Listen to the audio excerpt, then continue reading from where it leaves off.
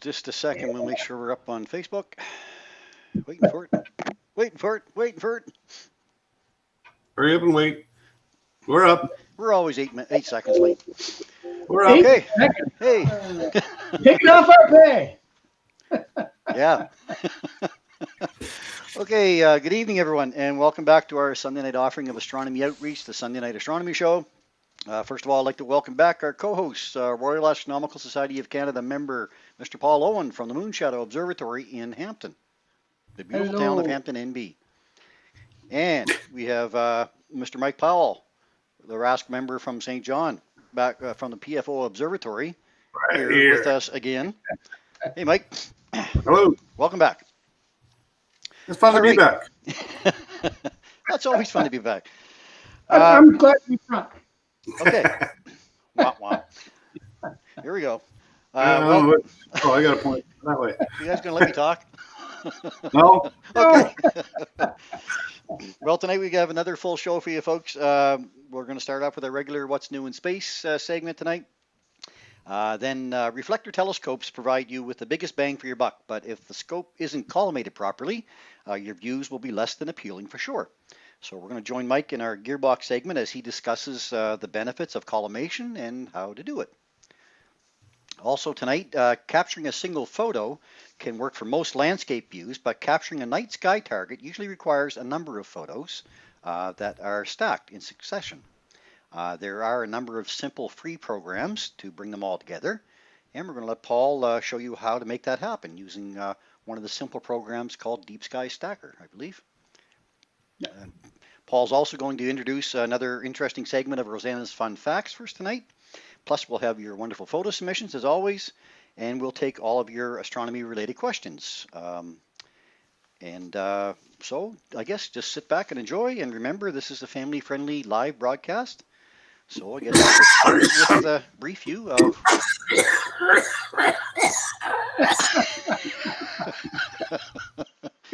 the hacking nebula. He's making a nebula. Okay? I've done a wrong tube. I think he just made a nebula. Done a wrong tube. I'll say. Okay, we're going to get started with a brief view of what's new in space this week. Hey, Mike, was that YouTube? Cheers. Cheers. Okay, good evening, everybody out there in Facebook and YouTube land. I'm going to say hello to everybody once we get going here. Let's get started with a view of what's new in space this week. Okay, SpaceX's latest Starship prototype may now be cleared for takeoff. The Starship SN9 vehicle performed its fifth static fire test Friday morning, briefly lighting its three Raptors engines while remaining firmly on the ground at SpaceX's South Texas facility near the Gulf Coast village of Boca Chica. Static fires are common pre-flight checkouts for SpaceX rockets, and SN9, or serial number 9, might now have checked enough boxes to launch on a high-altitude test mission in the coming days, perhaps as early as tomorrow, actually.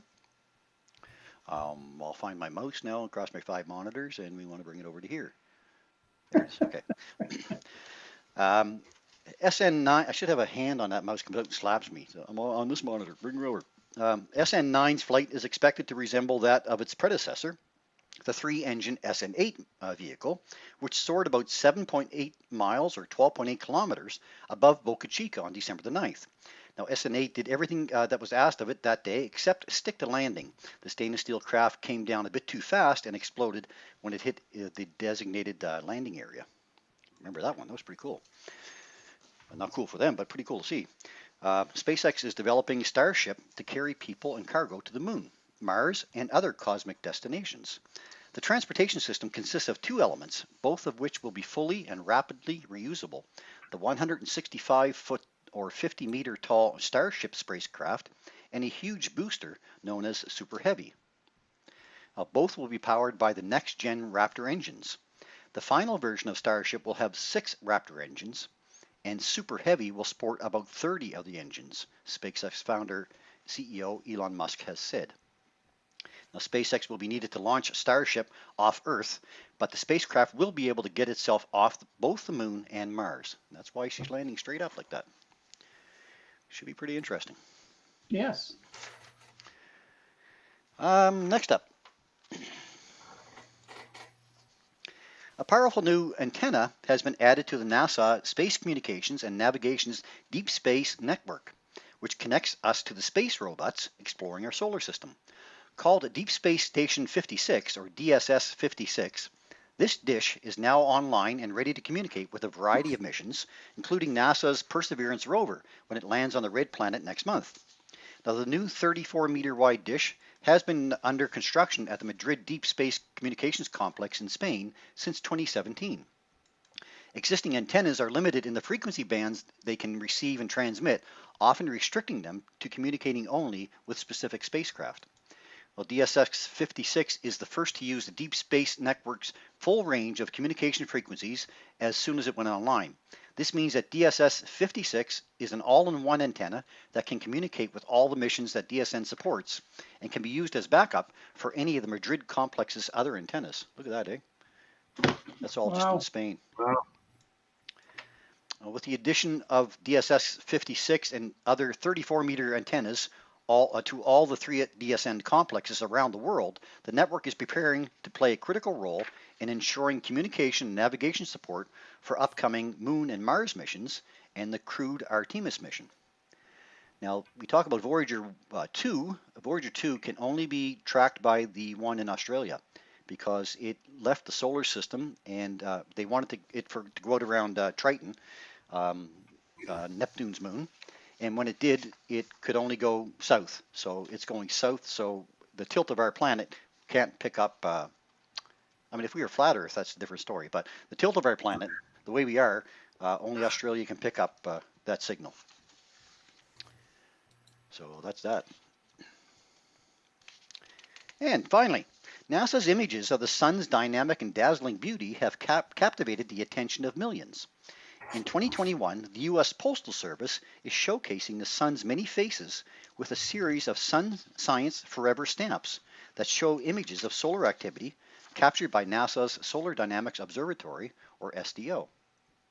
The 20-stamp set features 10 images that celebrate the science behind NASA's ongoing exploration of our nearest star.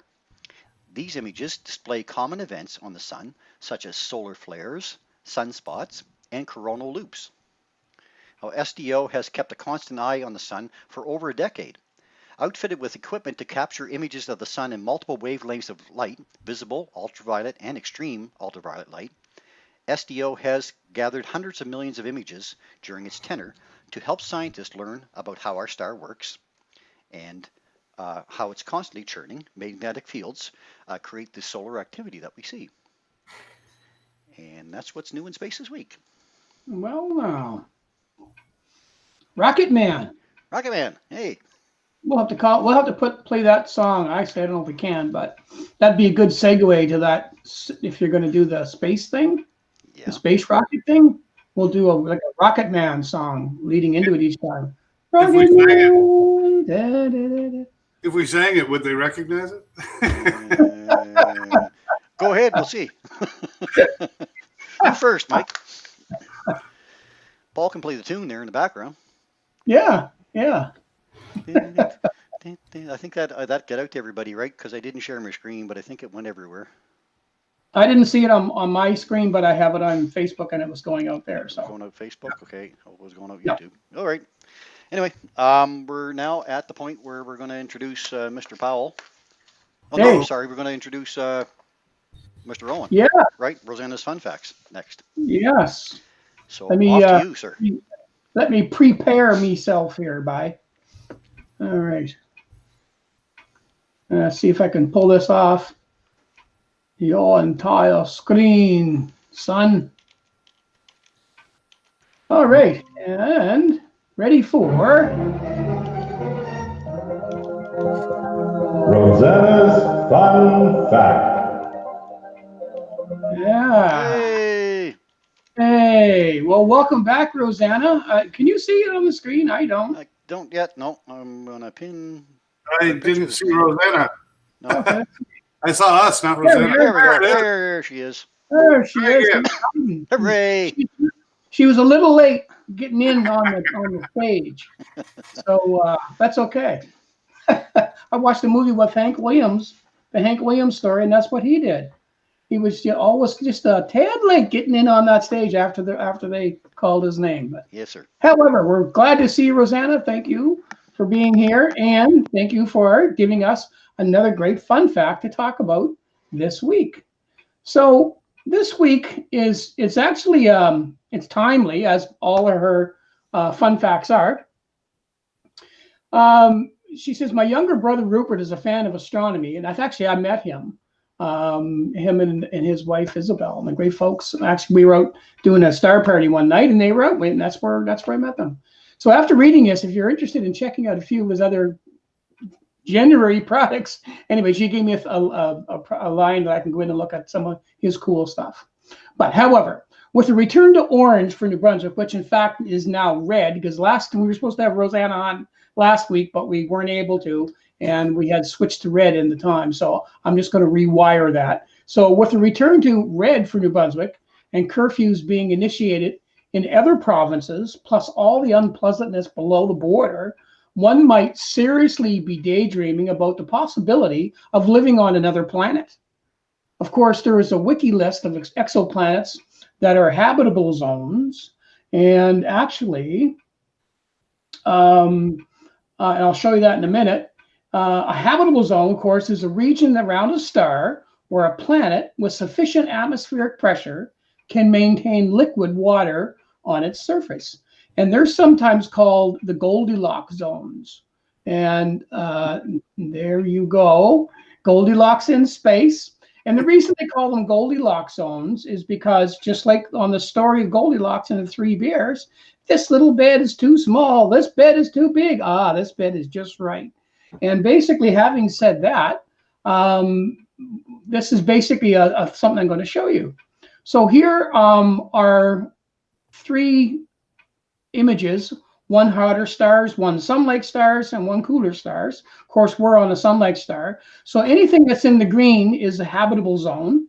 Anything that's blue is too cold, that basically if there was water, it would freeze. Anything in the red is too hot. If there was water, it would evaporate. So so if you're around a hotter star, like this one, then of course the habitable zone is going to be further away.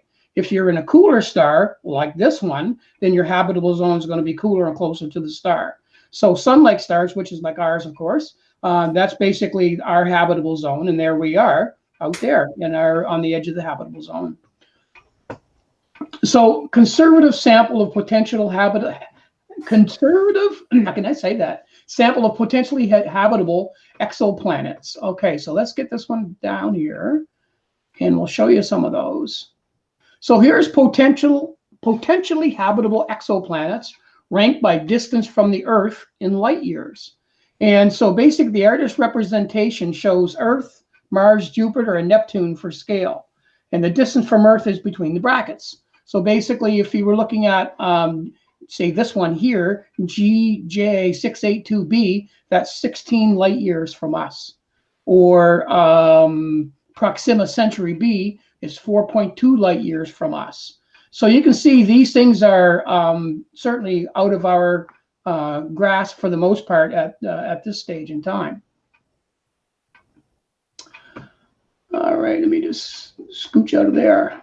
Okay, so currently on Earth, there is a generative coding art event taking place on Twitter called January, starting with a G for genetics. Daily exercises of art are good for productivity and are at least very good for relieving COVID brain fog. Rupert Brooks, based in Montreal, a hot curfew zone, took the dream of exiting to an exo to a code art level, and using Chernoff faces to describe the variables on exoplanets. So planet radius controls the fatness of the upper face. Planet mass controls the flatness of the lower face. The temperature controls the color. More blue is colder than Earth. More pink is hotter than Earth. The closeness of the pupils is controlled by distance. And the further away the planet is from us, the more cross-eyed. The length of year controls the width of the eyes area. Thus, the faster the planet revolves around its star, the wider the eyes get. He then combined the temperature, radius, mass, length of year in a rather arbitrary way, so that more different from Earth, the more frowny and angrier the eyebrows get. So look at the happier countenances. Some of them are pretty funny.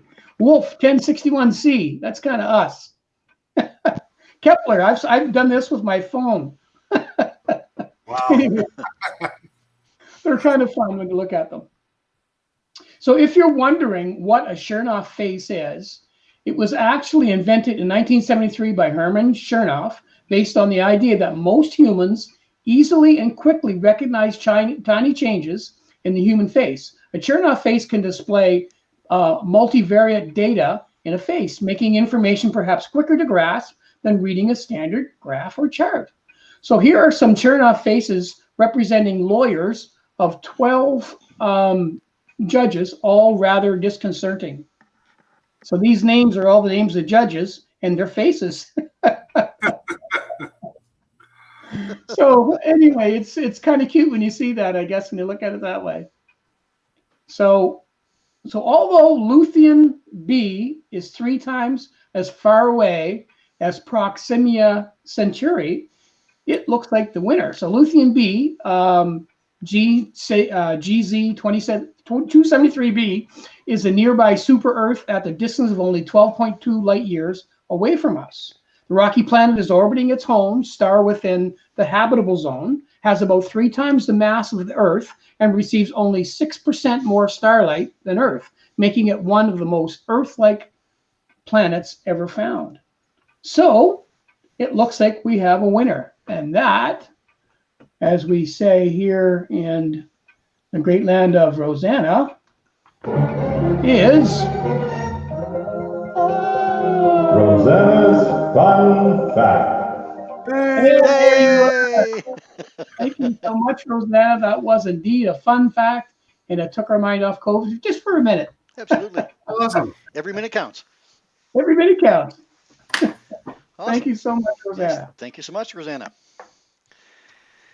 All righty. We're going from there. We're going to go to Mr. Powell, I think. Mr. Powell.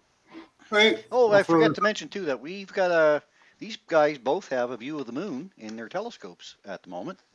So we may be able to get to that and offer that up if we can get everything squeezed in here before our show time's up. So Yeah. let's hope. Yeah.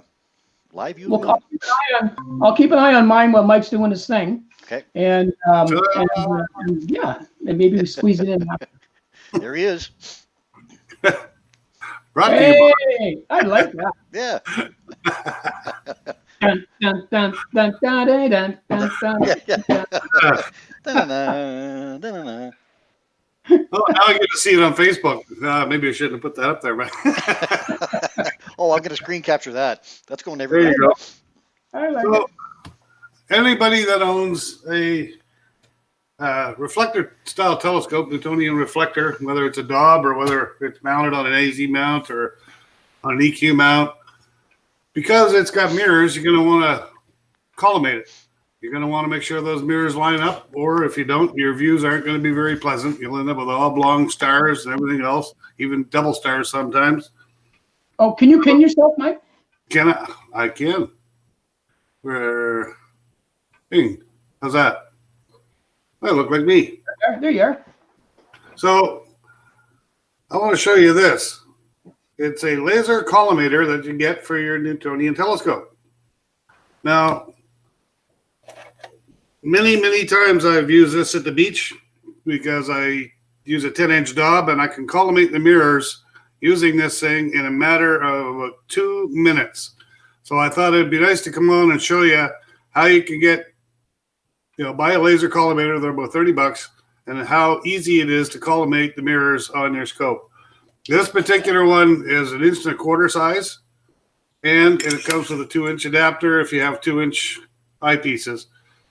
Tonight, the scope I have right here, my little 114 reflector Sky Watcher, is 1.25 inches.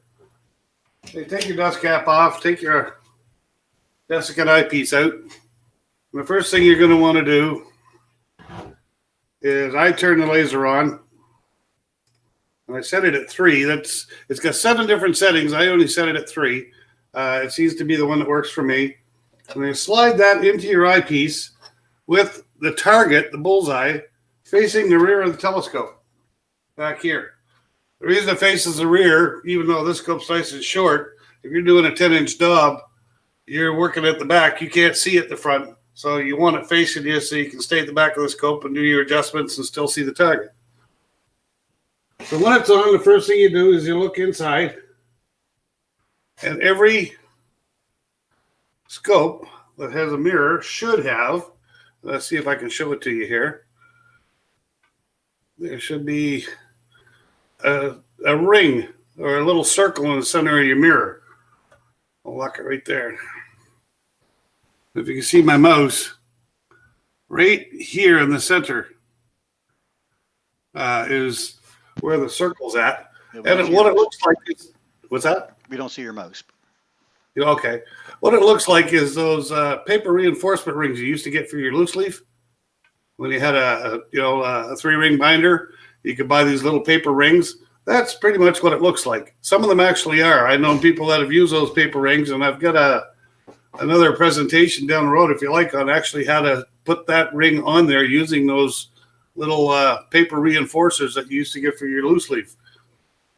The first thing you're going to want to do is make sure that your laser is pointing in the center of that ring. I don't know if I can, I practiced this last night and I could see the ring every time. I got too much light in here. But if you look in, the laser should be pointing directly at the center of that ring.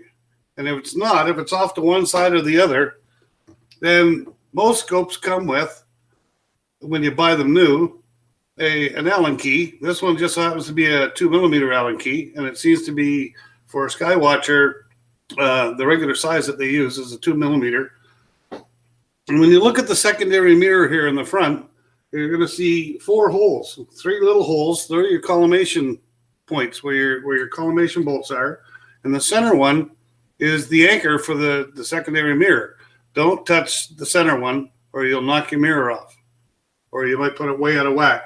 But all you want to do is take your Allen key, put it in the little slot where the collimation hole is, and give it ever so slightly a turn left or right, and you'll see the red dot move. And if it moves outside, then go the other way until it moves towards the center of that ring where you want it. And you can move around to each of the 3, make a tiny little adjustment, no more than, say, 1/8 of a turn at a time. And you watch that center dot, or you watch that dot move towards the center of the mirror as you move it. You'll get the knack of it. You'll see how it moves. You'll know if you're going the wrong way because the dot's going to move away from the ring. If you're going the right way, the dot will move towards the ring, and you just keep slowly adjusting all 3. And you'll get that dot in the center. And you always do the secondary mirror first. You always line up the secondary mirror and get that laser dead center of the ring at the back on your primary. Once you've got that done, you'll go to the other end of your scope. I'll just flip these around a little bit here so we can see better.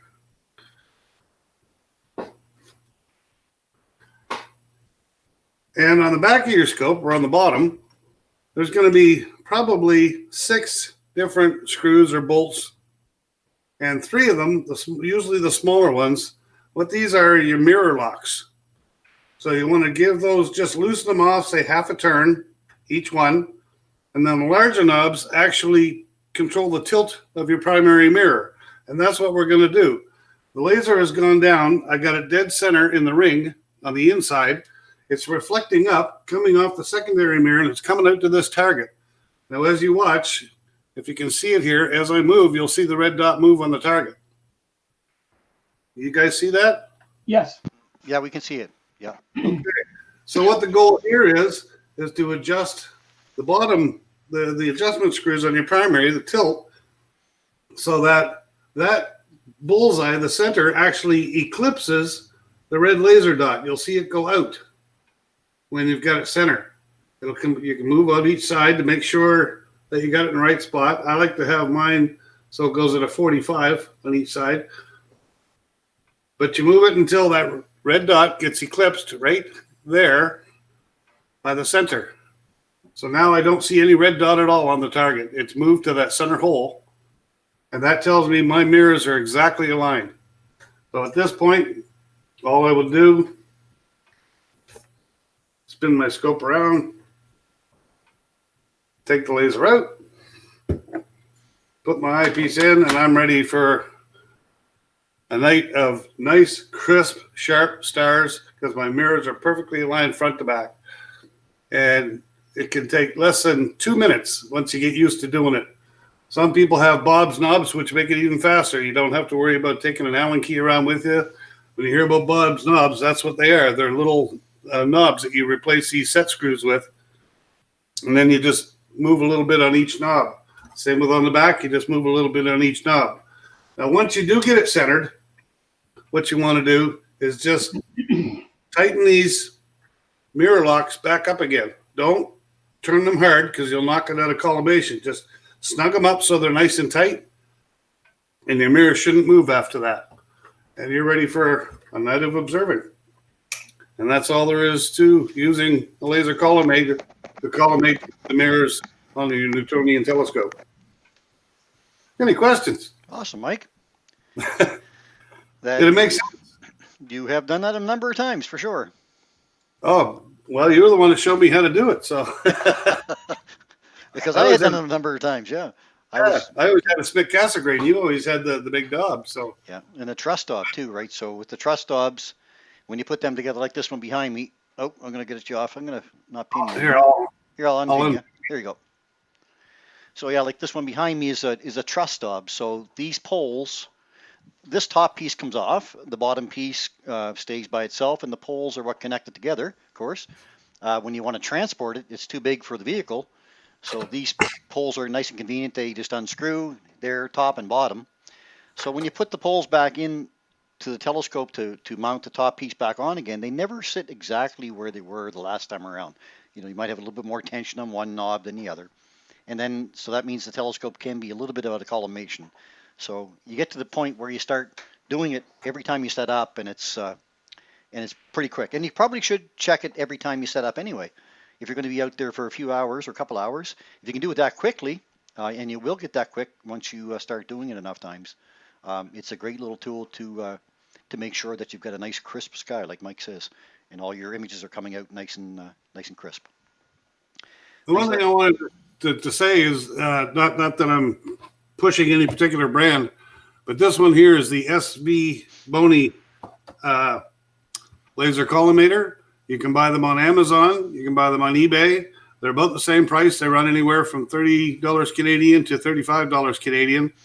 And I'll tell you, I've tried, the old school without the laser. I've tried different other ones that I have.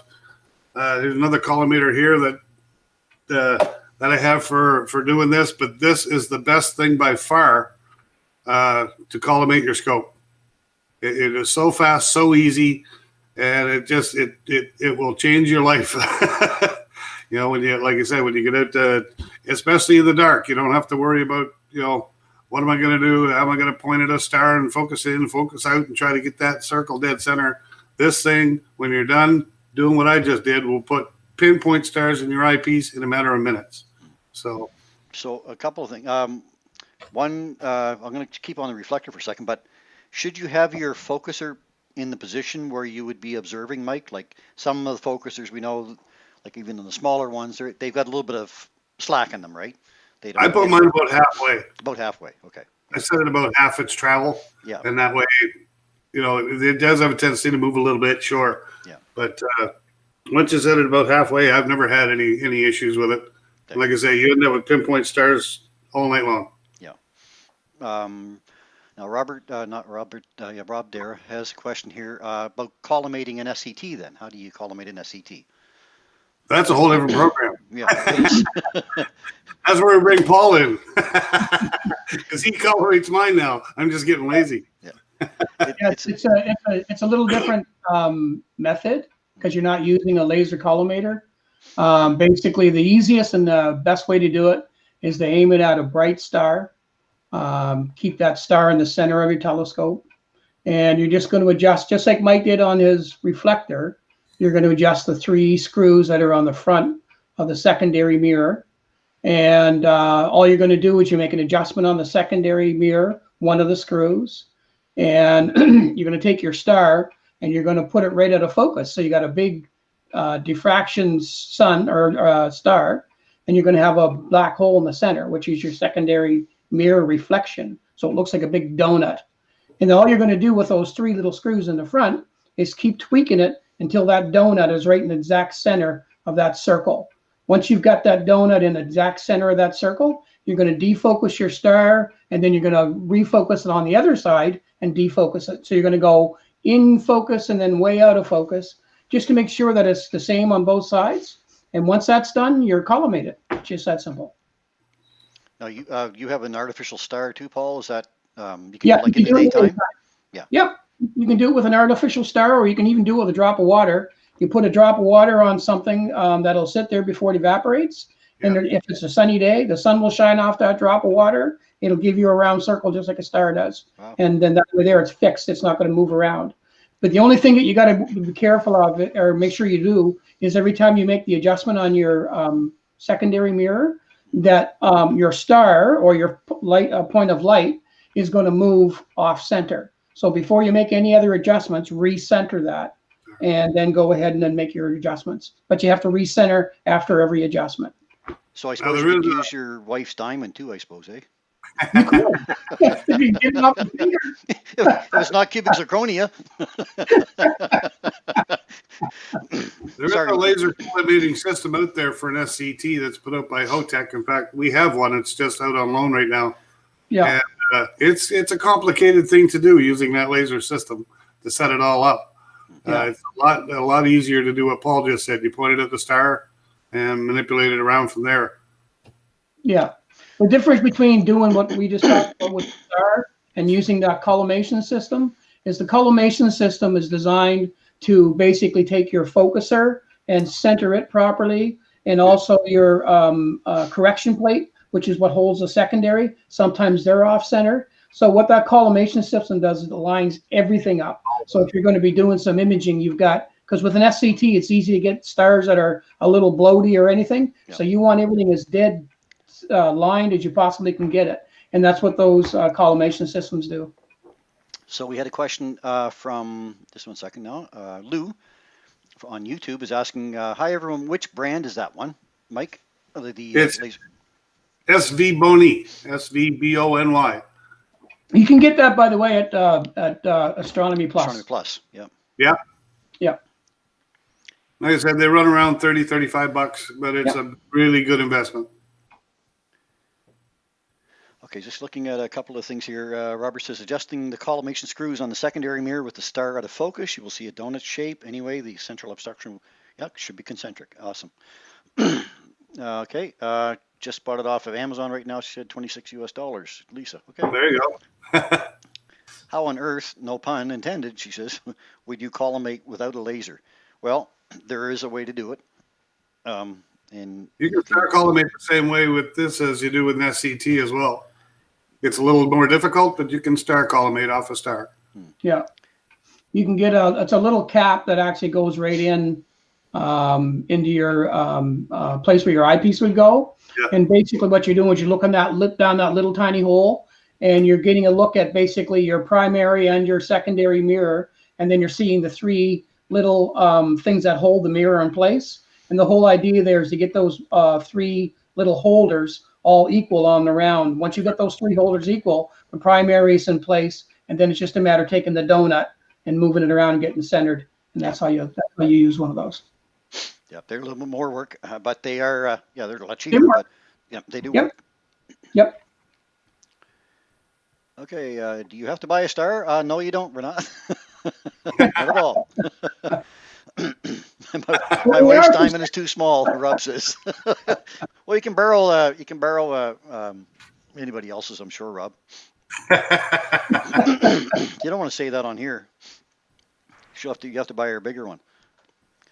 We'd love to see that laser collimator on the SET. So yeah, you're not going to see that on the SET for sure.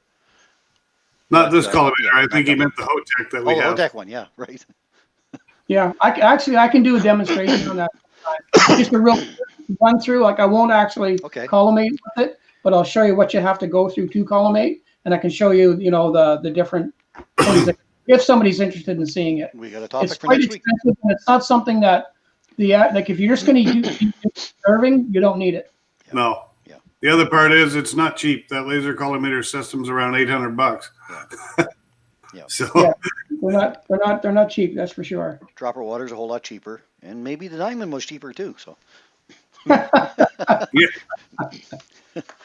Okay, what do we want to do now, guys? We got some photos to show. We got live views of the moon. While we still have it? What's that? You want to have a look at the moon while we still have it? Let's take a quick look, maybe for a minute or two, and then I want to still get your talking, Paul. So. Yeah, that's fine. We just show people what's out there right now. Yeah. Okay. Let's do that. Clouds going by. Share your screen. Oh, you got clouds. Yeah, definitely some clouds going by.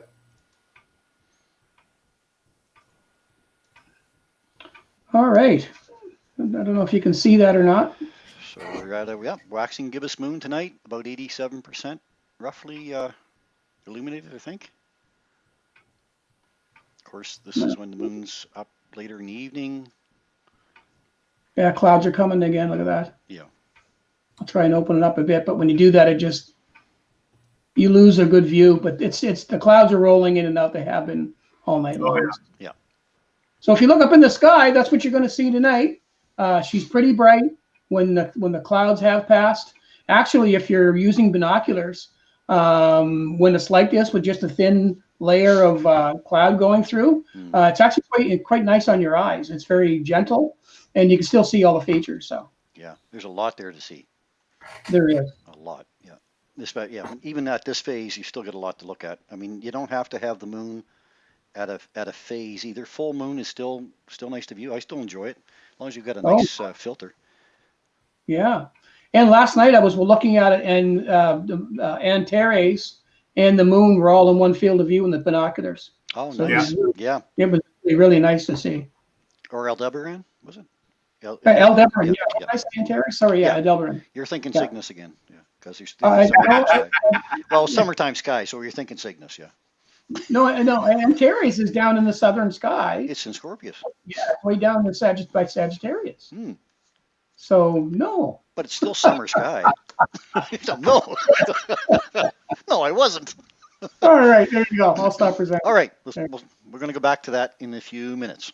Again, I'm going to just quickly get to some of your photo submissions because I had a number come in this week, which is kind of nice. Oh, good. Yeah, so let's bring them up. I'm going to. I don't think I have to share my screen actually. When I do mine, I just broadcast. Yeah. Okay, so here we go. So first of all, we got this one from Stefan Picard. He says, "Great week finally for viewing. Here's a couple of shots. The first one is of the moon on Wednesday, January 20th at about 4:15 in the afternoon. Yes, a daytime shot taken with my iPhone to the eyepiece. A little bit harder on, but the moon filter and little adjustments on contrast, etc., helps bring out some decent details. It does, for sure." I don't see it. Maybe. Maybe I do have to share. Hang on. Don't see it either. Oh, I'm seeing it. Okay, I'm seeing it on both channels. Just a sec. I can share it. There it comes. Now we got it. But you guys aren't seeing it yourselves on your desktop, right? No. Okay, hang on. All I got to do is just present. Just takes a second. Our screen. We said it's updates on Facebook. Yep, I still want to get it out to you guys too. So full screen. Okay, now I can go. I think. Try this one more time. There we are. Got that one? Okay. Yeah, Stefan Picard, his first one. Great. You're cooking with propane.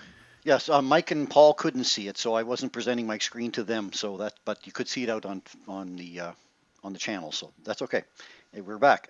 So the second one, he says, is of Tuesday evening. Let me get my mouse back over here. Here we go.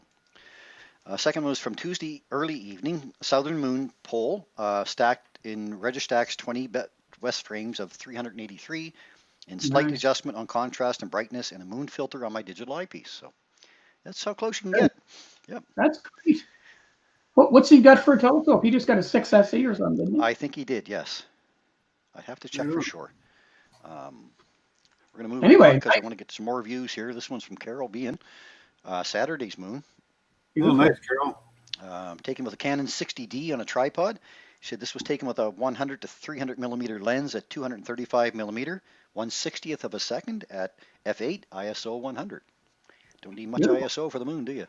Starting to pull some of the color out of that. Yeah, she was. Shot. Yeah. Fantastic. This one was Mars and Uranus. She captured that using Stellarium as a guide. She said it was quite easy to locate right below Mars with no stars in between. So yeah, she did get it. Yes, she did. That's where it was showing it the other night. Of course, Mars and Uranus are still fairly close together, so you're still going to get an opportunity to see them pretty well all week. But you'll see that Uranus will move over this way a little bit more each night. That's still available in the same field of view of binoculars, which is pretty neat. Yes, that looks great. So that image doesn't show it, but when you're looking at it through binoculars, that's giving like a bluish greenish kind of a glow. Yeah. Uranus. Yeah, a greenish blue. Yeah, it's a softer kind of a color. Like it's not pinpoint like stars are, like really bright. I find it's kind of like a dull, like a ball, maybe like a tennis ball kind of thing. Yeah, almost has a comet kind of a head look to it. Yeah. But nice to be able to see it, because you don't get a chance to see it very often. No, that's beautiful. This one is the Hyades she took last night as well. Wednesday night, I guess. Some starfield shots. She says the Hyades, which is this big shape here, and the Pleiades, which is this. No, sorry, passed it. Which was that one? No, that's Hyades. That's Hyades? Yeah. Where's your other one? Oh, sure I did. Okay, there's Mars, Uranus. That was Hyades. Oh, maybe you missed it. Maybe I did miss it. Maybe I didn't get it. Sorry about that, Carol. Oh, hang on. I think it's farther up. Oh, it's going to be after Barb here. Oh, hang on. I'll bring it up now. This one. There it is. There it is. Yeah. Yes. Just had them in the wrong order. So. Yep. Pleiades right in here. That's beautiful. Very nice. Love Widefield. Yeah. Oh, yeah. Okay, we're going to go from there to Barb's picture. Barb Wright, because she was in the center there. She got this Venus. Barb Wright, Venus looks like a mistake in the clouds, he says, 30 minutes before sunrise in Fredericton. So yeah, I mean, it's really bright. Even when sunrise is almost there, Venus is the third brightest object in the sky behind the sun and the moon. So always picks up nicely. Next one we've got up is Susan Klein. Susan sent this one in of Orion. She says, took this picture of Orion on Wednesday night, January 20th. Here it is. There we go. Oh, yes. And Orion Nebula down here. You can see the different color star there with Betelgeuse. Can't miss it. Yeah, can't miss it. Thank you, Susan. And Chris Picott had this one here, cell phone adapter ordered, he said. A moon today, Wednesday, off the back deck, holding the phone. He said, I love this, he says. So. Yeah. A nice day moon, eh? Yeah. Beautiful. Stuff, nice. Hard to get a real good contrast because it gets so much bright light behind it, right? But it's still nice to get a chance to see it. Matthew Dupre sent this one in. Oh, he beautiful. Took these in the Mirror-Machines. They're beautiful, Orion. Very nice. And clear. Nice foreground. Yep. Yeah. Great composition. Really tell the difference here. And look at Sirius. Just like a light bulb on a Christmas tree. Yeah. Right on top of the tree. Right on top of the tree. I'm not sure if he planned that or not, but it's still a pretty good shot. Well, if he didn't, boys, he got it. The camera gods were with him. And there's this other one. Very nice. Yeah, look at the Nebula. Look at the detail there. Look at that, eh? Which head? Yeah, it's all. You can even see part of Barnard's Loop. Yeah. Very nice. Yeah. Wow. Nice job. That's terrific. Did he give you any details on that one? No, he didn't. I'll have to ask him. He sent it through through the Sunday Night Astronomy Show page. Okay, so he's using a tracker on that one for Yeah, sure. for sure. Yeah. Let me get this one from somebody. I don't know what this one was from. Oh, good. Oh, look at Who would that be from? that. The Flaming Star Nebula. I had to show these because they're not in Cygnus. Yeah. It's Anytime it's not a Cygnus shot, I love showing them. Called the Flaming Star Nebula, or Caldwell 31 Emission and Reflection Nebula in the constellation of Auriga, the Charioteer, surrounded by the bluish star AE Aurigae. Yes. This too, eh? Yeah, that's. In actual fact, that was taken with hydrogen alpha oxygen 3 filter. Oh. If you look at the very center of that, where that blue star is, all around it, there's all this really gorgeous blue gas. So if I was to use just an oxygen 3 filter on that, I'd be able to pick that up. You see all the darker, looks like muddy areas, looks like clouds. Well, that actually is more reflection.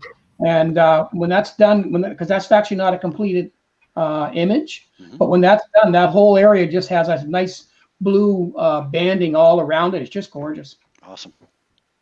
Yeah, it's a really, really nice. It's called Flaming Star, and what I like about it is if you zoom back out, it's the nice star formation in the bottom corner where you get 4 of those nice, beautiful blue hot stars, and then 3 of those stars right by the one down the bottom, not right at the very bottom, but the next to the bottom. There's 3 beautiful gold stars right there.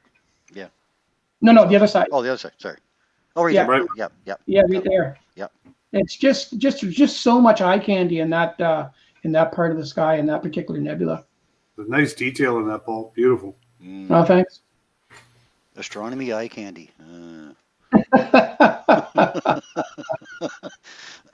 Good term. Okay. And this one, there's some eye candy for you. Oh my God, look at The that. dumbbell. And well, what's that? That's the dumbbell. That's the dumbbell. It is. The Yes. dumbbell You know nebula. what is the dumbbell? It's nice to look at the dumbbell. I mean, no question. But what I really like is it's right in the middle of one of the richest star fields in the night sky. Yeah. So don't zoom in quite so far. Just a little bit further out. Right there is good. Yeah. And let it sit for a minute, and then it'll settle on people's screens. And look how many stars are in that image. That is Right, just right in the Milky Way. Right? Yeah, exactly. Center of the Milky Way. Right. Yeah. And that's very close to my favorite constellation. It's moving in that direction, isn't it? It is. Yeah. Well, they say it is, but I'm not sure. I don't know if you can believe it or not. Well, everything moves in that direction, so I mean, that's the center. That's the center of the universe. Yeah, it is. That's an extremely rich star field, and when you're looking at that area of the sky with binoculars, it's just you just see just a whole sea of stars. Yeah. Just absolutely beautiful. And when you do long exposures like that, all the stars your eye can't see, the camera reveals them, and it's just like, oh my gosh, I had no idea there was that many stars up there in the sky. It's just beautiful. Love all the colors too. Like when you're passing through there, the colors just grab you. Oh my gosh, yeah. Yeah, amazing. Amazing shot. Nice work. What is the dumbbell? Renat's asking. The dumbbell is what we call a planetary nebula. It has nothing to do with a planet. It's just it's the remnants of a dead star, basically. Like the Orion Nebula is a birthplace of stars. The Ring Nebula is a dead or dying star. The dumbbell is the same. It's in the constellation of Vulpecula, distance of about 1,227 light years away. It was the first such nebula to be discovered by Charles Messier in 1764. And it's called Messier 27. The first nebula, so yeah, it's called Messier 27. But beautiful spot to view. In a telescope, you don't get all this color. You've got a grayish kind of a cloud, but you can see it. They also call it the apple core nebula. The apple core, yeah. Yeah. So it looks You like can definitely see the apple core. Yeah. But it's just an expanding shell of gas with a central star that has shed its outer layers, basically. That's what, almost like what our sun's going to look like when it ends its life. More like the Ring Nebula, I guess, where our sun will be. But lots of the star field there is just fantastic. It's amazing. That grabs you just as much as the dumbbell does, I think. I think more so for me. Taking a shot like that now too, and you can glance. You can go back later and zoom in and look at different sections of the sky there, right? Yeah. Awesome. You know, too, though, with that particular one, and I'll be really brief, but Mike and I both looked at that when we were at one of the Fundy Star parties, and you can see the formation of that nebula, even though it's gray. You can see, you can actually see it, the apple core portion of that easily. Oh, very much with the telescope. Should see it with final viewers. Yeah, it's actually quite bright. It's really unbelievable. Yeah. Yeah, I remember looking at the final viewers and just like we were going, oh, you know what? It doesn't get any better than this. No, that's great. Yeah, and I was kicking dirt on the ground. Well, yeah, I know. Not even on Christmas tree for you, I know. I can't use bino viewers. Yeah. Not sure. It is easy to photograph too because it is so bright, believe it or not. It just stands out against the background there. Yeah. Even when you're just observing it, it stands right out. It does. This one was sent in by Denise just before we went on the air. Actually, about half an hour before we went on the air. She sent this one in. She said it was from Baldoon area tonight. So. Oh, nice. Nice shot. Nice capture, Denise. Absolutely. Thanks for sharing that with us. And of course, if you want to share your photos with us, just send them in to SundayNightAstronomyShow@gmail.com. We love getting them. We love showing them like this. Or you can just send them into my page too, if you like. If that's more comfortable for you or easier. But just send them in. We love getting your captures. And we love talking about them. So that's all I got to say about that. Let me get out of these. Make sure I don't close us out. Stop presenting. And we're back. There you go. Okay. Paulie, we're at 8:52. 8:52. 8 minutes. Yeah. You know, we'll do it. We'll do it next week. You want to do it next week? Yeah, I don't think I could get through it in 8 minutes. Okay. Well, do you want to show us a view of the moon, maybe? I would. You got the clouds in front right now. Clouds? Okay. You got clouds. You want to have a peek at what I'm looking at? I can show you a picture of it I took earlier. Here, this is kind of. Unless Mike's got it. With the stars rolling by. This is what it looks, or the clouds rolling by. This is what it looks like right now live. I'm trying to push it up so we can actually see it, but if a cloud got out of the way, we'd be laughing. We laugh anyway. Yeah, well, we laugh anyway. It doesn't matter. 2 minutes before you finished, that was just bright and clear and crystal clear. Yeah. Just as you stop, the clouds come in. Murphy's Law, hey? Every time. Every single time. So that's his live. Yeah.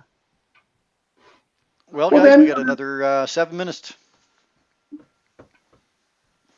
Anybody got any questions? I'm looking for them, and I don't see any out there. The last question really was Renat asked about the dumbbell. Stefan says, concentrate on deeper colors of the nebula, and it looks like a dumbbell. It does, actually. Oh, somebody did mention earlier that they saw something that was bright, twinkly with a lot of colors, and they were wondering whether it was Sirius, and it is. If it's low enough in the sky, especially when it's just starting to get dark, and you start to see Orion, say up about say 20 degrees or so. Sirius is easy to find. You just find Rigel, which is the really bright star on the bottom right-hand corner of Orion, and then come back to your left and then go down. You can't miss it. It's so bright. It's the brightest star in the sky, actually. But when you see that and it's low on the horizon, it's going to twinkle. And a lot of stars will twinkle even when they're up high in the sky, and that's got to do with atmospheric movement and so on. But when it's really low in the sky, we're fighting through even more atmosphere. And where it's so bright, it's almost like a prism. It's kind of what our atmosphere does to that star. And so you can see blues and reds and greens and all these beautiful colors. And it's actually very nice to watch through binoculars, because as it gets higher in the sky, a lot of those colors will start to back off, and it'll start to be a little bit more of a point of light. But so if you were watching that and that's the part of the sky you were watching, yes, that is definitely Sirius. Yeah, a bit of a challenge for people out there. If you're using your cell phone and taking some shots at night, or if you got a wide angle lens, try to get a shot of the winter circle. Oh, yeah. Yeah. We talked about that. You can get, I know with an 8mm lens, I can get it in no problem at all. I think you can get it in with a like an 18mm. You should be able to get the whole winter circle in. It's a neat shot when you look at it. Yeah. I have to go back and see if I can find one. But I'll challenge people to see if they can get a shot of the winter circle. And that's in that's where the moon's going to be over the next couple of nights. It's going to be inside the winter circle. Winter circle. Yeah. Piplo's asking, could you guys get a good picture of Uranus for us? That would be a tough target to get a good picture of. I don't know how you guys have done with that. I know I've been able to see just Google it as a tiny blue dot. Yeah, that's probably a beautiful Hubble shot. Yeah, that's about it. We've only sent one spacecraft out past it too, right? So. Yeah, it's a small target, like telescope wise. It's very, very small. Some people had some success imaging it, but you have to have a very big telescope to be able to really get any kind of remnants of detail on it. You won't see detail, but because I think it's a gas planet anyway, so it's basically just going to be kind of smears of darker and lighter colors. Right. I'm just looking for my extras here. I'm trying to get the asterisms. If I can get those on, I can show. I forget where I find asterisms in Stellarium. For the winter circle? Yeah, to show the circle. Yeah. I can show you Uranus if you want to see it. There's asterism lines, labels button. Okay, yeah, sorry. Yeah, I can show Uranus. You got Uranus and as a picture, you mean? Yeah, I'll just take the screen for a second. Sure, go ahead, and then I'm going to show the asteroid with a winter circle. Now, this is certainly not taken from Earth, but Uranus actually has rings around it like Saturn does. And and it's got little storms on it, areas, the red area that you see there. And there is banding, cloud bands that you see that goes around it. So, but you'll never see that with a telescope. What you're going to see more than likely, if they've got a telescope version of it, probably not here, but it'll look like a small circle, more like this one here, smaller, but you'll have a little bit brighter look to it. And it'll give you that sort of sea foam, kind of a bluish, greenish kind of a color. And that's basically what you'll see through a telescope. But that's Uranus there. Here's another one that's a little bit more, shows you more of the rings. So it's another planet that does have rings on it. Yep. Okay. Awesome. Stop that. Okay, I'm going to show the winter circle if I can. I'm going to try to present my screen just so we can show what Mike was talking about. Yeah, I was going to try to dig up. I got a shot of it too. Okay. Your Stellarium. The program Stellarium, easily downloaded from stellarium.org. You can actually do the web version too. I've done that a few times when I haven't had the software with me. But this is the winter triangle, or the winter circle, I'm sorry. Winter hexagon, I guess they call it. There's also the winter triangle right here. But we've got Capella. We start with Capella. Then we go to, which is in Auriga. Then we go to Aldebaran in Taurus. Down to Rigel, which is the bottom right foot of Orion. From there we go down to Sirius, the brightest star in the sky, which is Canis Major. Back up to Procyon and Canis Minor. Over to Gemini, which would be Castor. Castor or Pollux? Pollux. Castor. That's Castor. Yeah, I had them both actually. Castor and Pollux. Castor, Pollux, okay. And then back over to Capella. So that's your winter circle. So we can see over the next couple of nights, if I bring up my time frame here, over the next couple of nights, we're going to see that the moon is going to stay inside that winter circle. So that's an asterism, which is a shape in the sky that's not a constellation, but it looks like something. Like the Big Dipper, Little Dipper, the Great Square, Pegasus, those kind of things. But there we are tonight. And that's nice to look at the binoculars, eh? Yeah, absolutely. And are there asterisms in the sky? Look at them all. Yeah. Here, let me share this quick shot. You bet. I'm going to get out of this. Stop presenting. Entire. This one shows it really well too. So if you can spot Sirius at the bottom, then you can just, they call it the winter octagon as well, many different things. I include Castor and Pollux both. Most just add Pollux. But it's very easily seen when you look at you can find the constellation Orion, and Sirius being the brightest star in the sky, I think there's 8 of the brightest stars we see in that circle. And it's big. So, it's a big circle. It is, yeah. When you saw that photograph of just Orion, that gives you an idea, with Orion being here, just how big that whole circle is. Yeah. So. Nice target. Nice challenge for sure. Okay, we're at 9 o'clock, folks. I guess we're going to probably call that an evening then. Let me see if I got everybody's questions answered first of all. Before I sign off, I always try to be sure that I got people's questions. The Hotech Collimator, do we have access to it, Robert? Possibly. I'll run it to you. There you go. All it takes is a... Hotech Collimator. Okay, has anyone been to the beach lately? Not myself at all. The last time I think I was there was during the Jupiter-Saturn conjunction. And I was at the top of the beach. It's just... I guess with COVID, it's a difficult thing to get out because people will approach you and you can't really have it happening. So it's going to be that for a little bit. I mean, hoping that once the weather warms up a little bit, I'll be able to get back out there. Mike and I and Paul, of course, you're invited too, to just go out with a monitor set up with a telescope and showing the moon and planets. That'll probably be it even for this year. I would expect. I don't think we're going to see outreach happening this year at all because we're not.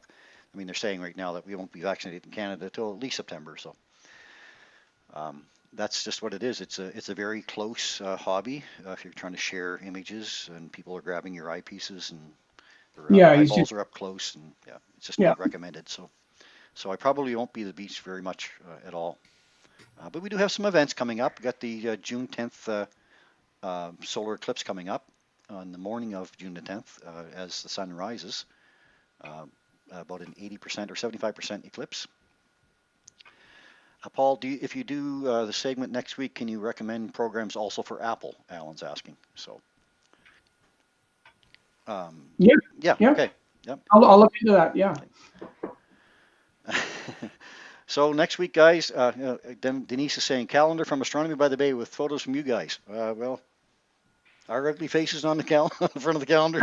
Wouldn't sell too many. When do we have the live show? This is the live show, Philip. Every week at this time, 8 p.m. Atlantic time. Next week is going to be actually. I'm not sure what's going to happen next week because next week is the 5-year anniversary of Astronomy by the Bay. So, yes. Yeah. Wow. Next week will be January the 31st, and the first time I placed a post on Astronomy by the Bay was February the 1st of 2016, and I think I've placed something like 8,000 posts up since then.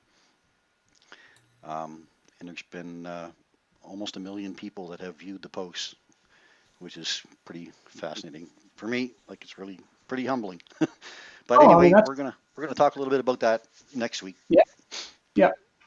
Take a little. We'll show you this quickly live as we end the program, I guess. Okay. But watch, now the cloud's moving again. There we go. You want to close up, Chris? Okay, we're set to go. Yeah, so let's sign off then for tonight, I guess, folks. So in closing then tonight, again, our special thanks once again for your continued support. Thanks again to Rosanna for, boy, we can show that, Mike, while we're talking. Oh, I was going to try to get a snapshot, actually. Oh, okay. Thanks again, of course, to Rosanna for her continued contributions to our show. We really do appreciate your Rosanna's Fun Facts. Absolutely. Thank you as well to our great folks at Astronomy Plus for sponsoring our program. And remember, we do love getting your photos, so send them into SundayNightAstronomyShow@gmail.com, and we'll be happy to include them on our next broadcast. We're also looking for suggestions for topics for future shows. If you have anything that you would like us to discuss on a future episode, we're going to start making a list. I've got a few of them already that we're going to pick away at. Let us know. You can send the request to the same address, SundayNightAstronomyShow@gmail.com, and we'll do our best to make it happen for you. We also ask that if you enjoyed this content here tonight and you joined us from YouTube, please consider giving us a like and subscribing to our channel. And please let your family and friends know as well that we are here every Sunday night at the same time to help educate you and entertain you on the night sky. Always the entertainment part. So for now then, from Mike and Paul and I, everyone stay safe out there, okay? We wish you all clear skies, and we hope to see you again here next week. And remember, as we like to say here in the show, guys, keep your scopes pointed up. Yep. Have a good week, everybody. Enjoy your week. Good night.